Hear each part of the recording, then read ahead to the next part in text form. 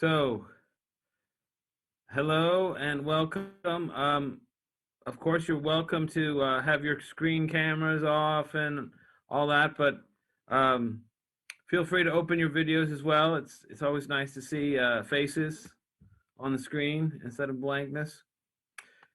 Hello. So, before we start, if you wouldn't mind in the chat box, just let me know what country you're from. So I know I see some of the names are Turkish, I'm guessing. They're from Turkey. I'm guessing some Iranians as well. Philippines, yes, good. Egypt, Turkey, Cambodia, great. What else we got here? Algeria, Iran. All right. Good. All right. Let me make sure I turn my Indonesia. Wonderful. I gotta turn my phone off. Let me put the. Okay, so let me begin then. So, how many of, I'm assuming all of you have had some teaching online experience by now. You've been teaching at some point online. And essentially, that means you've been teaching through a camera. And many of you maybe even have been, recording your camera presentations. So essentially, what I want to talk to you about is how you can turn that into money that you can earn for the rest of your life, not for just the one time that you did it for the class or school that you were working for. Right? So that is what the idea of fire and forget is the idea is that you make a course and then you upload it to an online school such as Udemy or Linda. There's many of these options. And then essentially, anytime someone takes your course, you get paid. So essentially, one of the problems that we have as teachers is that generally we are paid by the hour. We might also be on salary, but that itself is not what we call scalable. Means you're never going to have more hours in a year. So that means there's only there's a limited amount that you can get paid for your hours. But if you have a product, then you can sell that, right, an infinite number of times, right? And so even if you get $1 or 1 lira per course, right, it's money that's always coming into you and you don't have to really think about it anymore. And so let me talk to you about the genesis of this experience for myself. And then I'm going to show you the course. Yes, well, you don't have to be money oriented. We all need to, we all need to feed our families. But I agree. So I'm going to show you a course that I created, and I'll just briefly walk you through the things that you need to do it. It's very simple, essentially. And when you see the course that I created about 5 years ago, he's like, wow, I can do that. Yes, you can do it. And essentially, since all of us have been teaching online, it's basically what we've been doing all of this year. It's essentially, it just amounts to recording it and putting it in a different place that people have access to. So Um, so my origin story for this is every year I was generally in Turkey. I've taught in Turkey for the past 18 years, and although I've taught from ages 8 to 80, generally I teach high school and university, so preparatory English. And in Turkey, one of the things that is well understood is students really don't like to read. And generally, they have a very limited vocabulary. And many of the students that I work with are those that are planning to go to what we call an English medium university. That is, they're going to study for a professional training in English, and that the language of the textbooks is made for native speakers, right? There aren't textbooks, and for example, in your physics 101 class at an English medium university in Turkey, there isn't a special physics textbook made for Turkish learners of English. It's a physics 101 course book that a professor in England or America or Canada or Australia would use. And so I understood that my students had a huge deficit in their vocabulary. That generally, if they have the vocabulary level they have is essentially basic intercommunication. They have a few thousand words of mom and dad and ice cream and cats and dogs and, those sorts of things. And they have very little academic English, probably very little academic language in their first language, Turkish. And so one of the things that I would talk about is how do you bridge this gap quickly? And so we have what is called the academic word list, which is about 600 word families of the most frequently used words. And then, just as I was taught in my education, the use of Greek and Latin root words. So academic English, because of the history of the English language, is based in Greek and Latin. And so when we make new words, so for example, the internet is made from the word inter and net, and these are based in Greek and Latin. And so the idea is that with a short list of 500 or so of the most frequently used Greek and Latin roots, so for example, bio, and of course the suffixes. So the short list of about 500 items and another 500 or so of the word family, so 1,000 items. And so each one of these items represents about 10, 20, maybe even 100, right? If you think about all of the words that you can find bio in, so it's a very efficient list. And so I would explain this to my students, and then I would show them some software that I had that they could get for free. So Anki is one of them, now Quizlet. And essentially, for Anki, I had created flashcards, and so that the software is free, and then the data has a database of flashcards that people can download, and then they use them on their smartphones. And so the idea was that I would give this lecture at the beginning of every year, and I would show them, use this on your smartphone, use this on your computer, and this is how you can, over the course of a year. So for example, there's 1,000 items, and if you studied 3 a day, 6 a day, you could, in 5 months, 10 months, you could have a pretty good mastery of all of these words.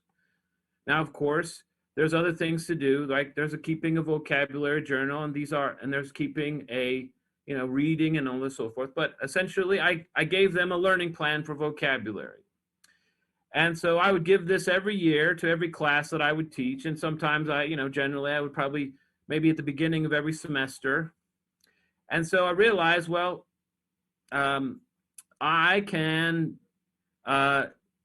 basically introduce these ideas and then give them a link to these lectures that I've recorded, and then I can save myself some time. And the students will have it for the rest of their life. Because one of the things that I've learned in Turkey, and perhaps those of you who teach in other states, is somehow they are allergic to paper. I mean, they do not have notebooks. They will not keep notebooks. So I realized, well, the notes are in video form and they could follow it, right? And so that was the genesis of my course. So are there any questions or comments? Any questions or comments so far? Yes. All right. So now what I'm going to do now is I'm going to share my screen. I'm going to show you the landing page of my course, just so you have a sense of, so checking their vocabulary knowledge. Let me address that later, right? So here's the course.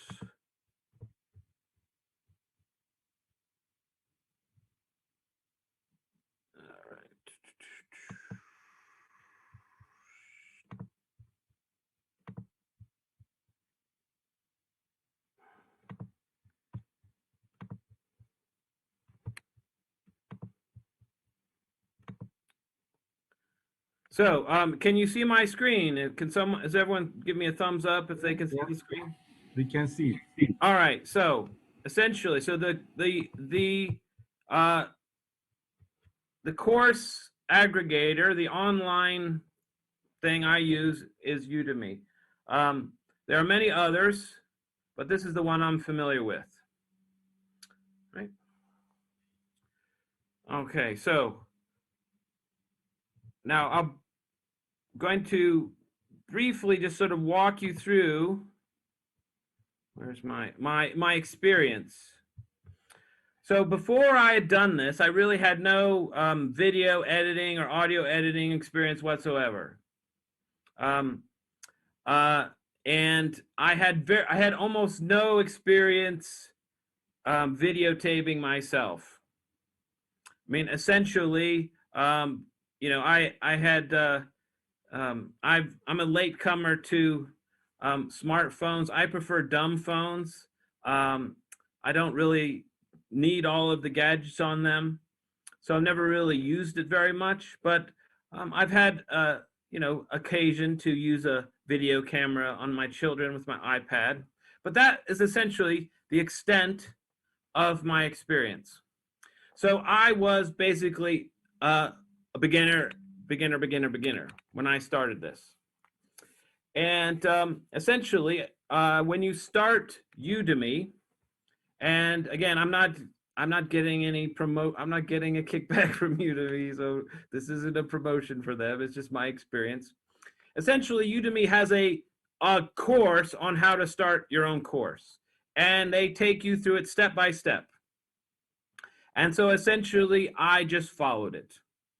And essentially, I had I created, and since as I'd created this course for my students in person, I'd done it many times, and so I essentially already had the lessons already ready. I knew what I was going to do, so it was just a matter of creating an outline of, all right, so I want this video, and essentially the course is the main idea of the course is a series of either PowerPoints, which you're speaking over,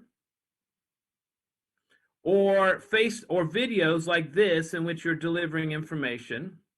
And then, of course, you can imagine with other courses, there are other bits and bobbles that you can add, quizzes and PDFs and links and all that kind of stuff. And essentially, the Udemy is essentially just gives you a framework where you basically, like most things online, you drag and drop things. And so the idea is when you create your first video, you essentially give it to you upload it to their one of their technicians, and their technicians basically says, yes, the audio is high enough quality and the video is enough quality, right?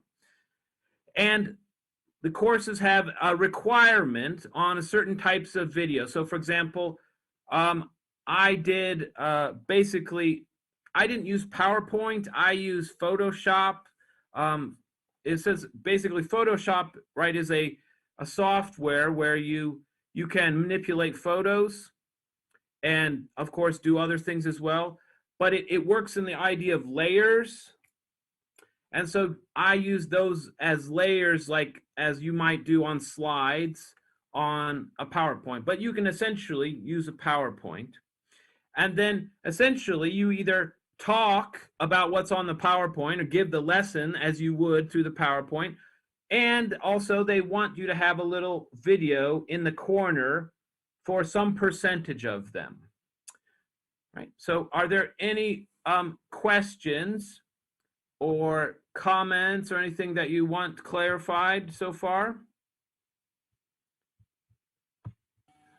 Sorry, Tony, is there a length of time or length limit for the videos? Well, in my, essentially, no. Essentially, you have complete authority about what your course is. I mean, I'm sure there are some standards in terms of what you cannot put in it in terms of ethical issues, but in terms of length, it's up to you. So my courses, I had about 15 videos, and not one of them was more than 5 or so minutes long. So you can see other courses where the teachers have an hour long, right? It really is up to you. Okay?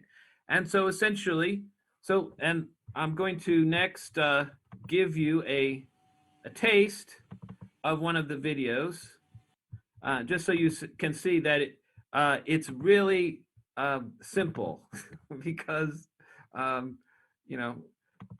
this is basically very much a homemade operation. So let me get one of my, all right. So here's one of the videos of, obviously. All right, in this video, I'm going to talk to you about affixes. All right. So I'm just going to show you very briefly, 5 or 10 seconds of, I'll get into how much they take of the cut. I'll get into that. I'll get into these questions towards the end there. Mm-hmm.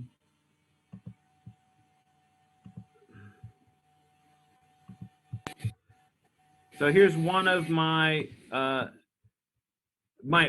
videos. All right, in this video, I'm going to talk to you about affixes.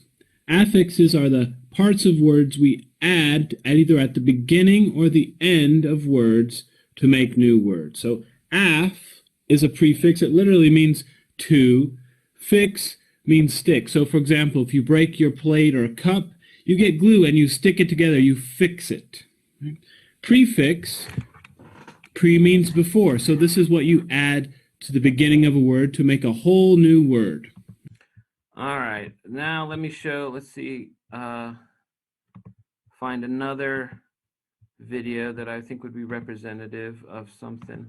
I'm going to show you now one that's where it's I'm in the corner of one of the videos. Let's see if I can find it.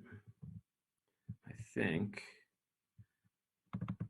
Today I want to talk to you about one of the most important parts of your.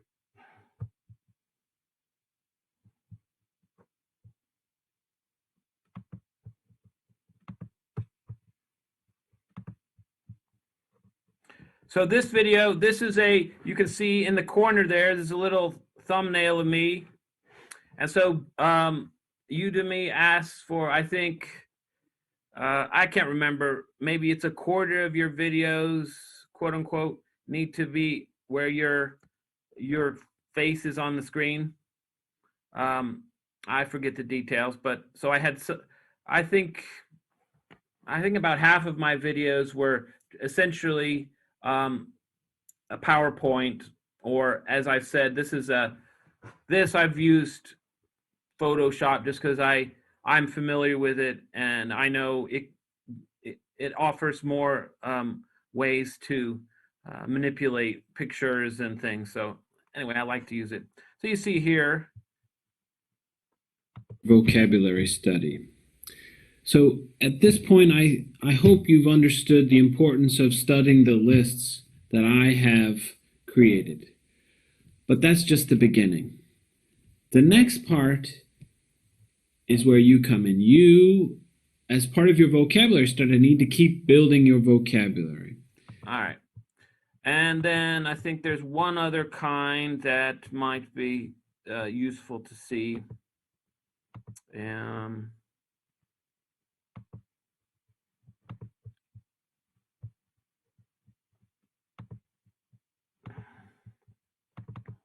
All right, welcome back. In our last lesson, we talked about.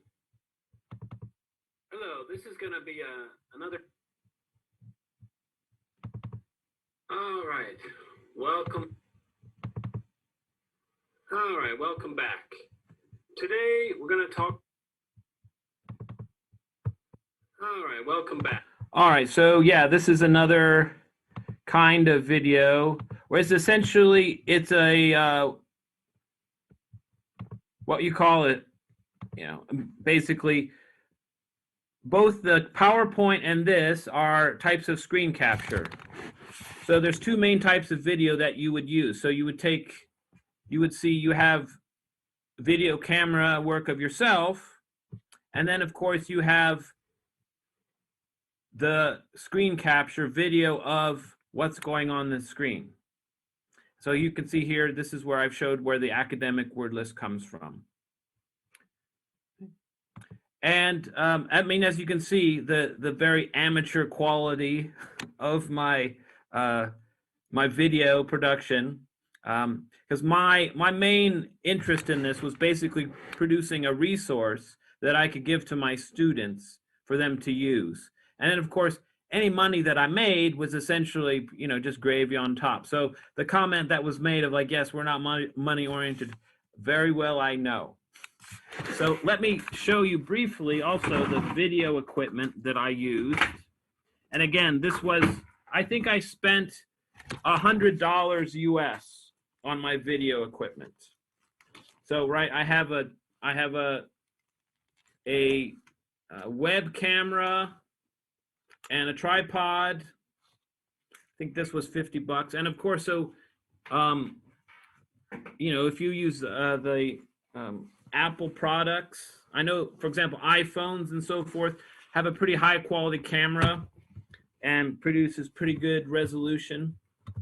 So if you have that, that's probably maybe all you really need. And again, it's like anything, depend what you put into it, you get out of it. So if you want higher production values, then you spend more money on the equipment. And this microphone, again, under $100. So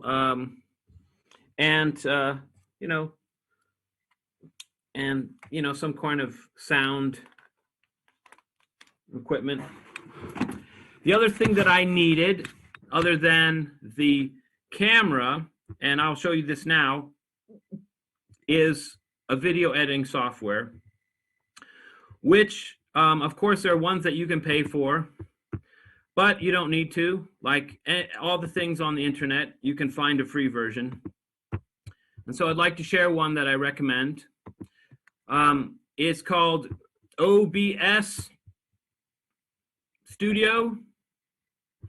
And you essentially you see here, has all of the, there's very basic things that you need to be able to do. You need to be able to splice the sound to your videos.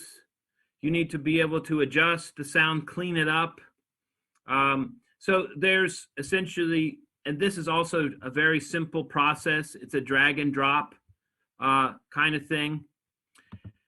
So I think I've given you sort of an outline of the sort of quote unquote tools that I used.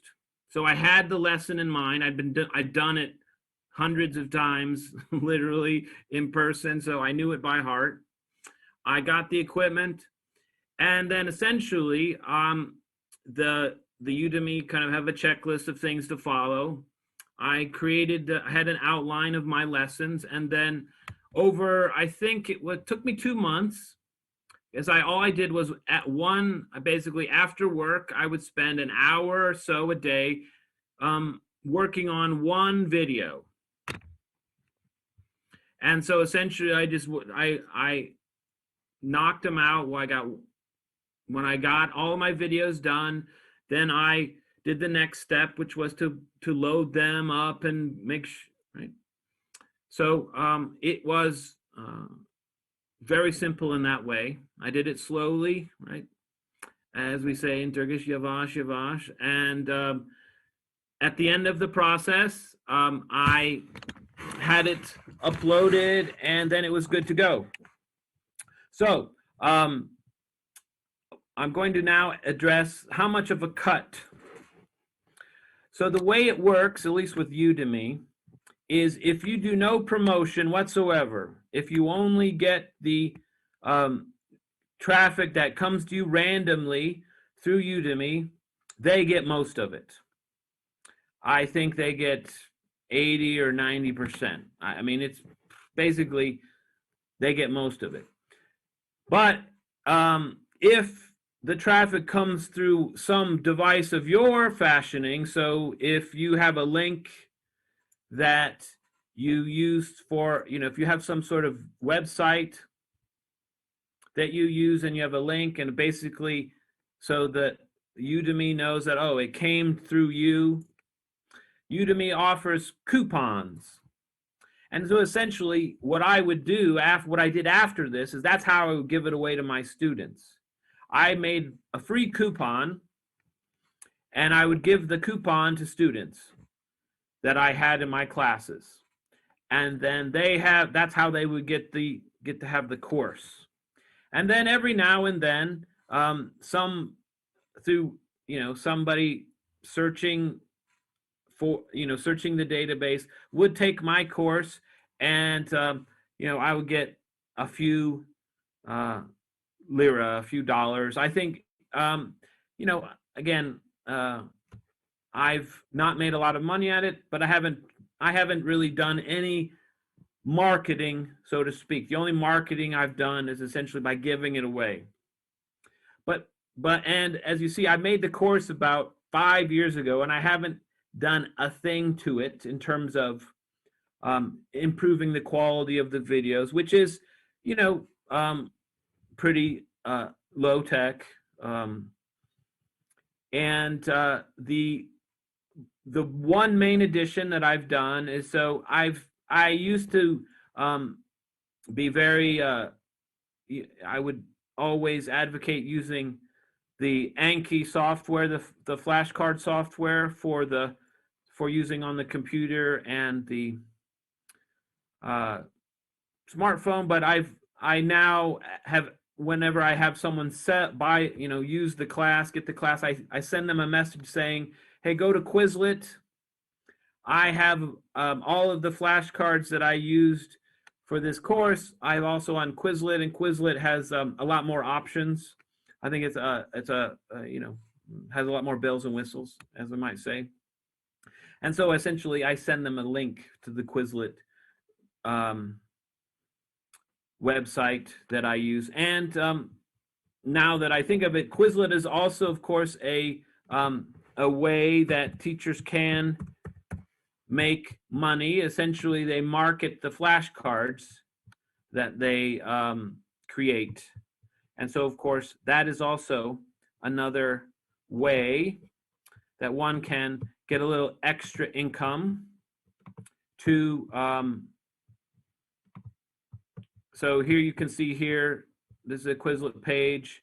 And if you don't use this already, this is a great resource for students and for your class. I use it all the time. I use it. So you can see I have the academic word list. I have the flashcards here that I created for the students. So I send them to here. So obviously that's one way that you can. So the idea, well, you create one course and it's there forever. And I have it in my mind that I will eventually maybe get a better camera and make some better videos. Also, I mean, every now and then, so every 6 months or so, I've had online schools from different places. So one from China and one from India, where they offer me a contract. They want a license agreement with me, where they think, well, this kind of course, we can sell about 2,500 of these a year. So, and here's the deal. So that's another deal that's available. You have to worry about the legal issues of, are they gonna pay you, and if they don't, what are you gonna do? Piracy is pretty common here. So so I think I answered the question about how much of a cut. How did I check their vocabulary? Well, various ways, right? Some of it's just very formative assessment, like asking, what's this word mean? Asking them to use it in writing. Obviously there's the quizzes and tests that we give them, the multiple choice. But so it's a combination of, receptive skills, so production, that can they recognize the answer, but also productive skills, using the vocabulary. Those were the main ways I would check it. So that's pretty much the course in a nutshell. I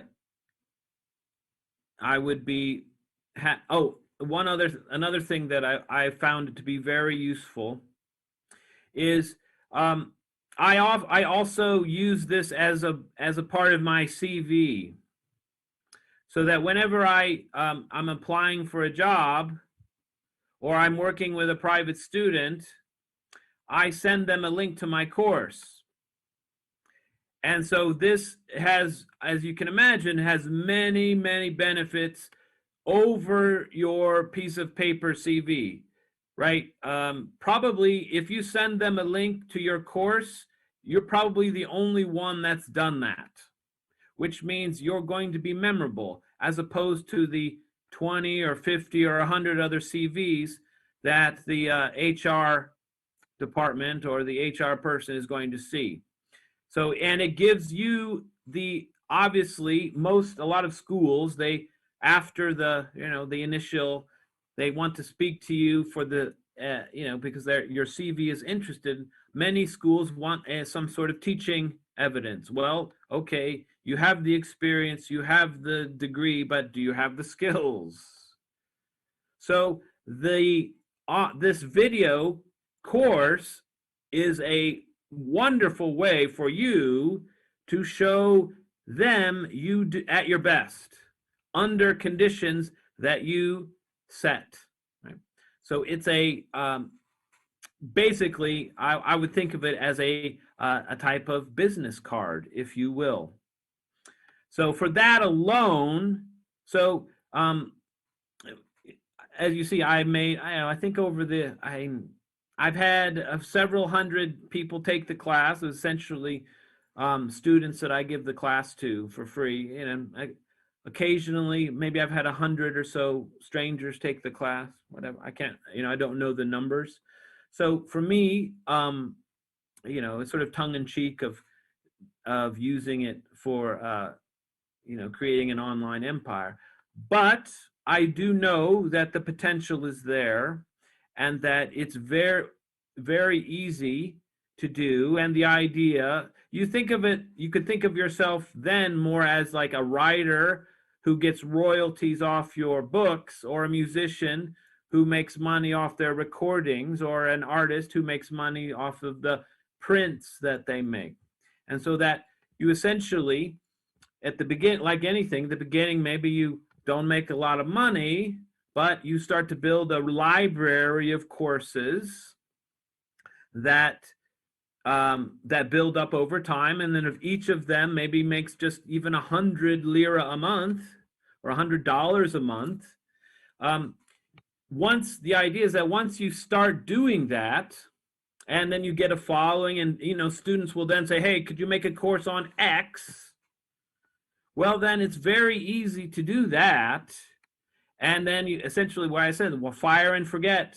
You just you create build you have this library that you add to, and you could make one a week or one a month or whatever.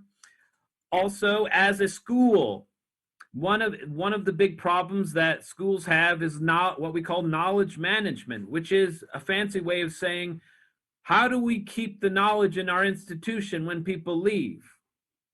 How do we, like, so, because you might have a great teacher, but they might go to another place. Well, if you create videos of their lessons, if you have the people in your state, you have someone that does a great job teaching present perfect. Well, film them in action, create a course, and then obviously for parents who always love to see technology and the extra things that the school can offer, you can say, look, and we have this amazing library of all of these videos from our from our favorite teachers teaching their favorite lessons, and that these are there for your use, that the students can always look at and can always, this is one of the great advantages of a video over in-person teaching in terms of giving information, right? So when you're giving information in person, there's no rewind button other than you saying it again. But in the video, you can watch it 100 times, right? And if the person needs to hear it again and again and again and again, and obviously they can hear it at their own pace, at their own pleasure, right? So I think, those alone are, even if you don't want to, like myself, don't have any real interest in creating a huge library of it, even if you just do one and you view it as kind of your business card in addition to your CV, I think that alone is worth the time that it takes. And as I said, I spent about 2 months making it, about an hour or two a day. So I don't know, maybe I spent 50 hours creating this course. And that was 5 years ago. And, it's still, has benefit to me now. So that's all I got for you. And if you would like to ask me more questions, and yes.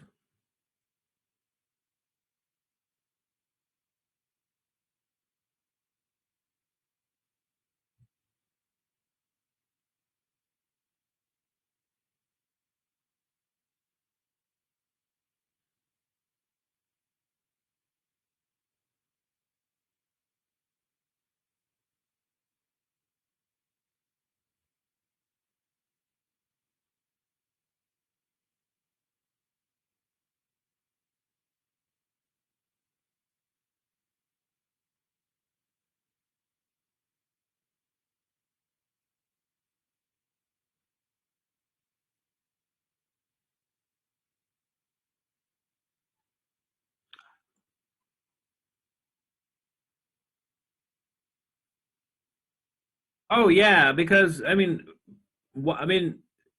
if for no other reason that all of you have access to a local market, you have students, private students.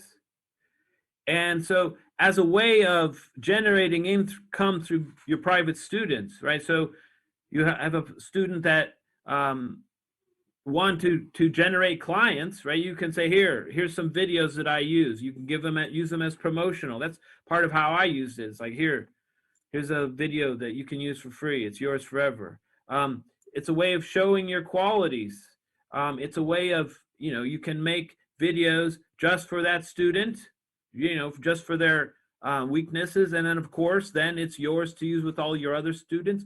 So you can slowly build up an audience. Also in terms of, for me, to be honest, part of the, the skill base that I've not really expanded on is essentially sales and marketing.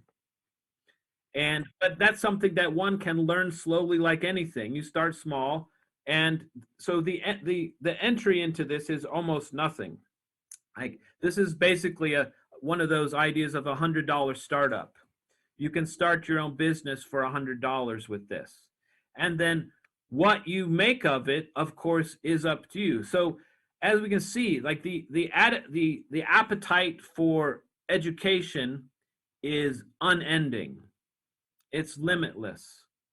And now the digital technology makes it so that everyone, so you could make, as you could see, that course, I had a laptop and essentially a web camera. So with a smartphone and a laptop, you can create your own, basically your own school. And of course, any institution that you work for, there's lots of, again, it's very scalable. It's very easy, it's very expandable. So there's lots of ways to go. And I do think, in terms of, so the digital space, I mean, unless I don't know, a meteor hits us, or there's some sort of terrible tragedies that befall the planet, digital is with us forever now. And so we're still in its infancy. I mean, it's only, I mean, so it's obviously, so no, it's definitely not too late, or it's not like, oh, you missed your opportunity. No, we're just, it's,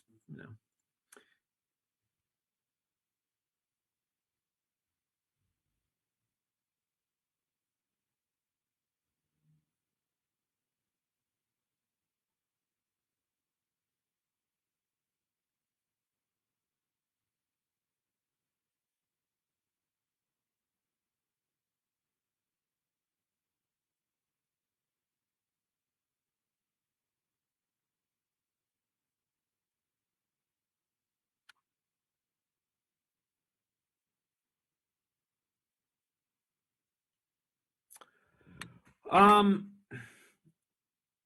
I'm sure it's very idiosyncratic and depends from person to person. I know that, I mean, for example, I have, I know maybe a quarter of my students actively read books. So I assume that those people like the paper books. Um, this, and if the course they're teaching, being taught, requires a text, they have to use it.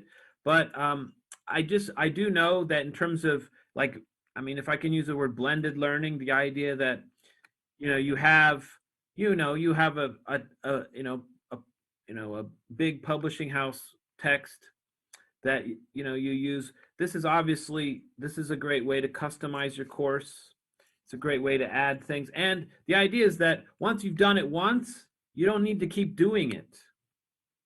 So that, I mean, that was the genesis of this whole thing. I was like, look, I spend 5 hours of lecture giving this information to my students, and I know that they don't take notes, and it's sort of one in one ear and out the other. So why don't I videotape myself doing this lecture series, and then I'll give them a 5 or 10 minute or 20-minute introduction, and then I'll say, here's if you want more information, watch the course.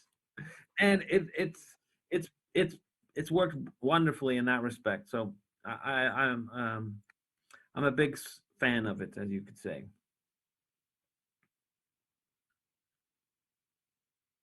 Well, thank you all for giving me your time and attention. I will add my email address. If you have any questions or would like more information, I'd be happy to share. And of course, if you would like a copy of my course, I will send you, just email me and I'll send you a link for, a free coupon. So.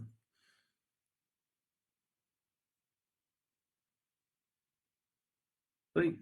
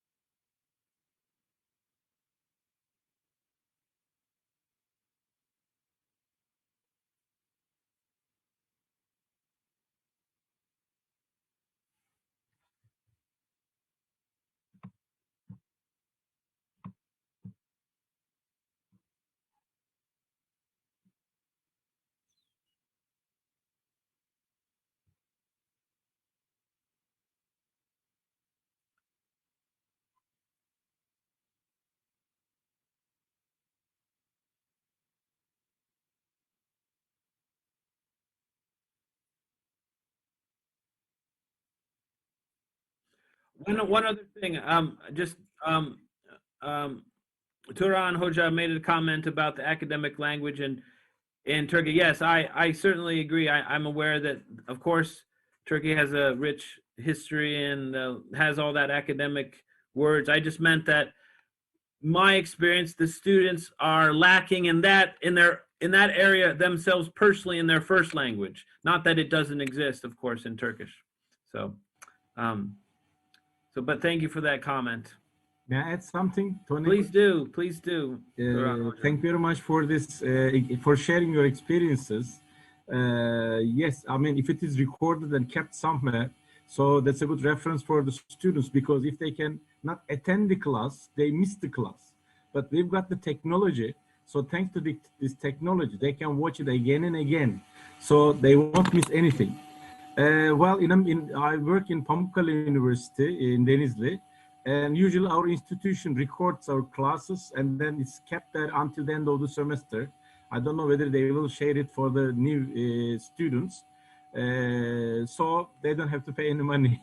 Otherwise, they will protest it, I know, because it's a state university.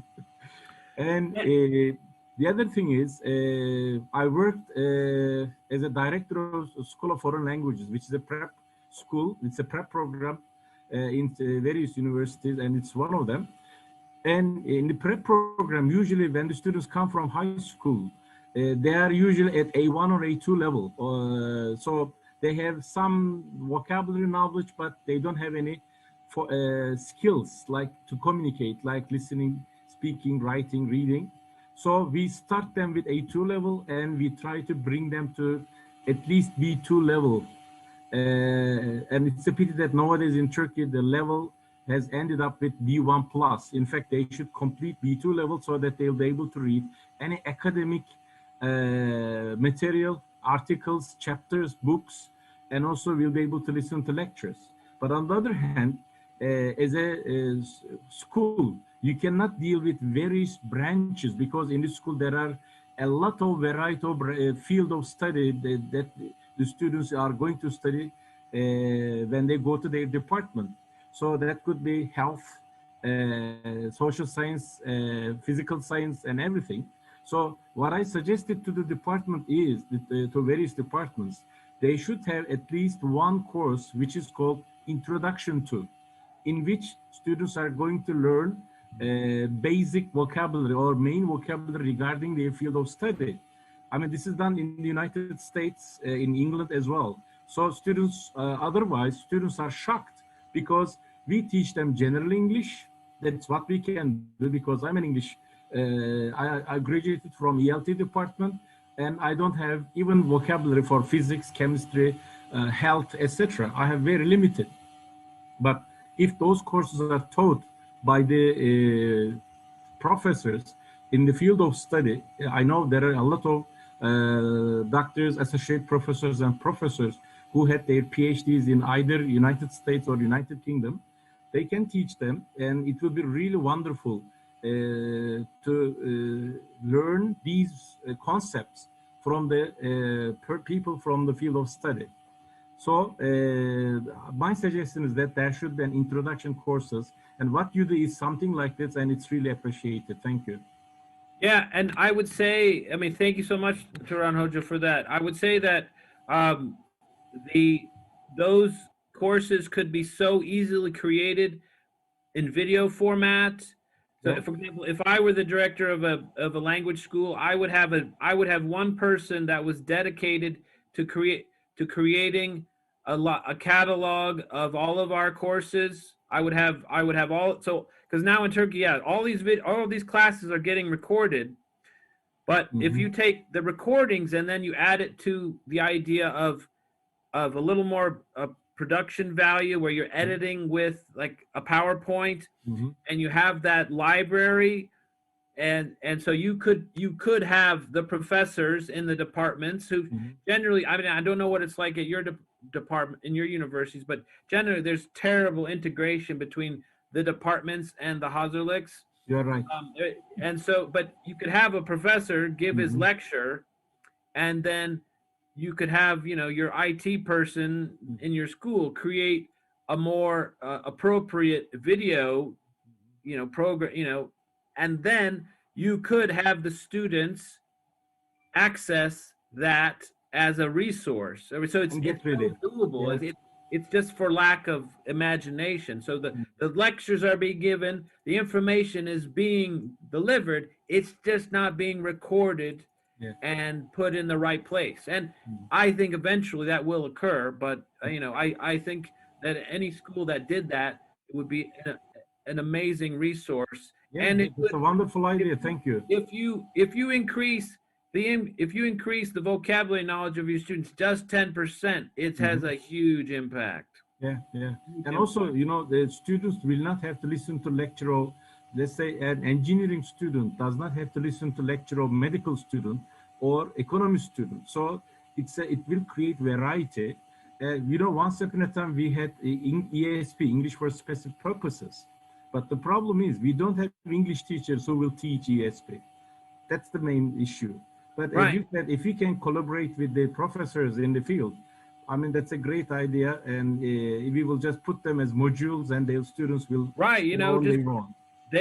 you could ask them, hey, I need an hour of your time. I'm sure they will Give us collaborate. Yeah, give us yeah, give us a lecture with yeah, full yeah. full of the vocabulary you want them to know.